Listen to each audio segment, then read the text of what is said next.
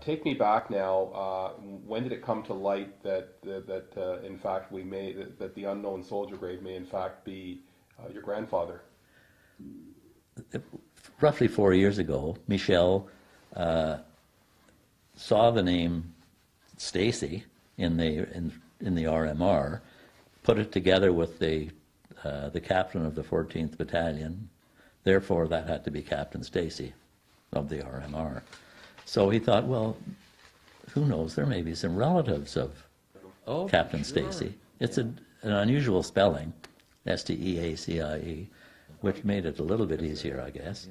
So Michel, dogged fellow that he is, got on the phone book and found there was a Steacie, Dr. Adam Steacie in Brockville. So he calls Dr. Adam Steacie in Brockville, my son, and explained the situation. Was your grandfather, Captain Steacie of the RMR? Well, I don't know. Adam didn't know a lot about it, but I'm sure he would have said yes. But anyway, turned it over to me, and Michel and I got together, and I exchanged a whole lot of information, and that all led, as I said earlier, to introducing me to Colin Robinson, the commanding officer of the RMR, who, as I said, was delighted to think that I had his sword, which had been sent back from England. He had it with him, left it in England, was sent back after he was killed. And anyway, delighted at the thought of the RMR having his sword.